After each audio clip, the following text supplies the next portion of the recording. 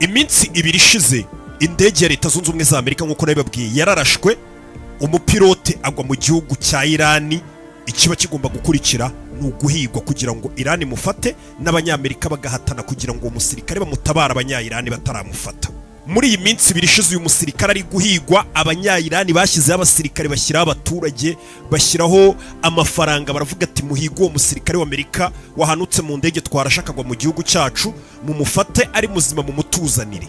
Uwo musirikare amaze iminsi ibiri ari kwihisha, abanya-Irani bari kumuhiga, cyane cyane bamuhigiraga mu misozi y'amajyepfo y'uburasirazuba bw'iki gihugu cya Irani. Imisozi bari kwijagajaga, abasirikare, abaturage bavuga ati uyu munyamerika tugomba kumufata.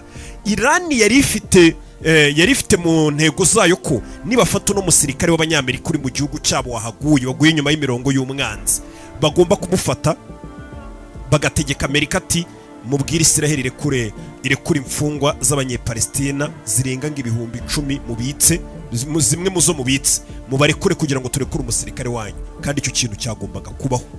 Iyo Irani iza gufata uno musirikare w'abanyamerika, ibyo bintu byari gushoboka, kuko ni kenshi twagiye tubibona, ugasanga Israel barekuye nk'umusirikare wayo umwe, ikarekura imfungwa amagana n'amagana y'abanyepalestina mu rwego rwo kugira ngo bagurane umusirikare wabo umwe. Biravugwa ko ariyo ntego Irani yari ifite, ndetse n'izindi nyinshi tutari twasobanukirwa, ariko cyari kuba ari ikintu cyiza kuri bo iyo bamufata. Guhera icyo gihe rero Amerika ubundi igira umurongo igenderaho mu gisirikare cyawo, n'umurongo bise ngo ni no one left behind. Uyu ni uko ngo nta numwe tugomba gusiga inyuma. Iyo nimba twahita nka siroga, nimba twahita nk'ikintu nk'insanganyamatsiko yabo, ni ikintu mu gisirikare bagenderaho bizwi ko nta numwe ugomba gusigara inyuma. Yaba yakomeretse ubwo n'umusirikare wa Amerika, yakomerekera ku rugamba, yapfira ku rugamba, umurambo we bagomba kuwucyura, cyangwa se inkomere yabo bakayicyura. Ni ikintu bazi ko nta numwe ugomba gusigara inyuma. Icyo kintu bamaze iminsi ibiri koko abanyamerika bari kugishyira mu bikorwa, barakitweretse ko gishoboka. Ni no one left behind, barabikoze, turabibonye. Muri iki gitondo umusirikare wa Leta Zunze Ubumwe za Amerika, abanyamerika baramutabaye, bamukuye mu gihugu cya Irani.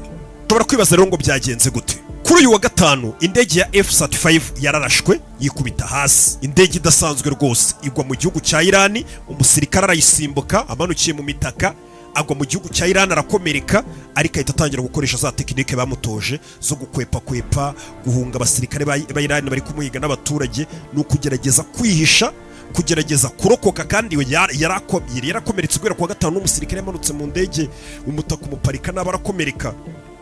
Indege yari yanarashwe, urumva yari afite ibikomere guhera kuwa gatanu, ari kurwana n'ubuzima, kwepana n'abasirikare ba Irani n'abaturage bari kumuhiga, ariko atanga sinyari yoherereza abanyamerika ati mperereye hano muze mu ntabare gutyo. Amerika nayo yakoze igikorwa kidasanzwe cyo kuvuga ngo tugomba kumuhiga. Muri uku kujya guhiga no musirikare kuwa gatandatu, indege ya Amerika imwe yari igiye kumuhiga yararashwe, kajugujugu y'indege igiye guhiga no musirikare nayo iraraswa, ariko abanyamerika bakomeza gahunda yabo ivuga ngo nta numwe muri twugomba gusigara inyuma. Ab'inkomere, ab'umurambo agomba gutaha agashyingurwa mu cyubahiro, cyangwa se akavurwa nimba kiri inkomere. Ijoro ryahise abanyamerika byagaragaye, indege zahagurutse, baratangaza ati tugiye kwinjira muri Irani, tujye guhiga umusirikare wacu.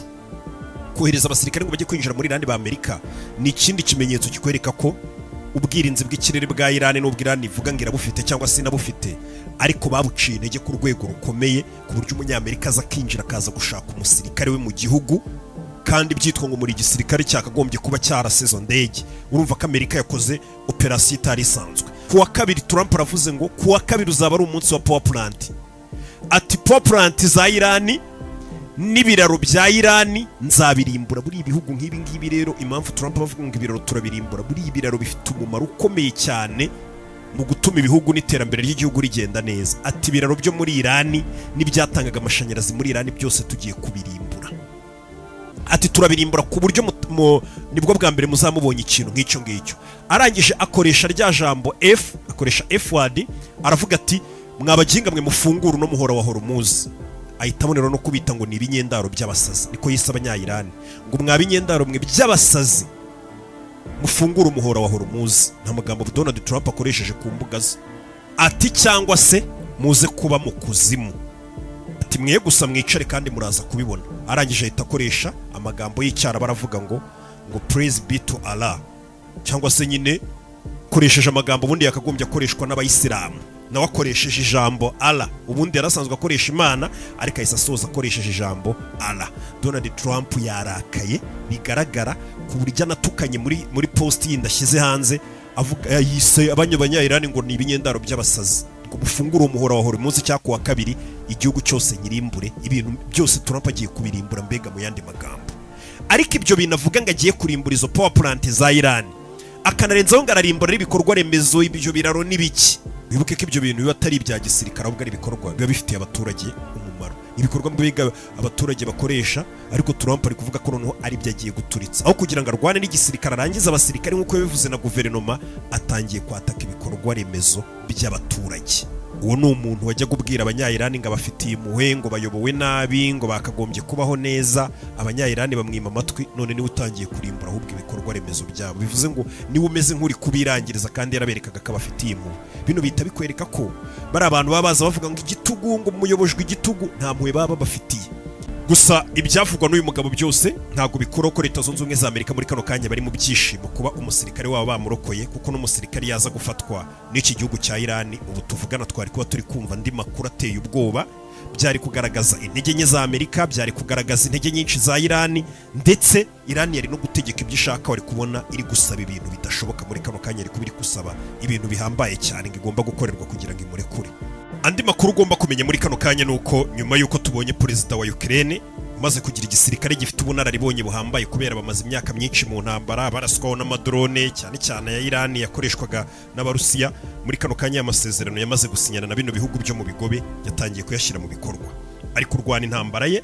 Ariko Ukraine iri no gukora ibikoresho byinshi bifasha mu gukumira amadrone n'ibitero bya drone. Bari kubikora ku byinshi babyohereza muri Saudi Arabia, UAE, muri Qatar. Bari kubyohereza ku bwinshi mu rwego rwo kugira ngo ibyo bihugu bizabashe kurwana no gukumira ibitero bya Iran. Byinshi bigikomeje kuba uyu munsi, n'ubundi urabona ko impande zose ziteguye gukomeza intambara. Nta kimenyetso na kimwe kigaragaza ko intambara igomba guhagarara. Gusa ku munsi w'ejo perezida wa Leta Zunze Ubumwe za Amerika muri ofisi ye Oval azakiriramo bano basirikare bakomeye. Hari ijambo ashaka kubwira isi yose ari kumwe n'abasirikare be bakomeye, cyane cyane arimo n'abantu bari kurwana urugamba. Hari ijambo ashaka kubwira isi yose, ubwo tuzumva ikintu ashaka gutangaza, kuko n'isa yatanze saa 7 z'iwabo. Ubwo tuzareba hano bazaba ari sangahe. Ibyo nabyo ibyo azavuga tuzabimenya, ariko ibyo azabwira igisirikare n'isi yose bishobora kuba ari ibinajyanye n'iyi gasopo yamaze gutanga ibizaba ku wa kabiri, aho Iran ngo hari ibintu bibi cyane ashaka kuyikorera akayihindura ukuzimu. Aje mu kanya dukomeze turebe n'ibindi biri kugenda biba hirya no hino. Wibuke gukora subscribe hasi.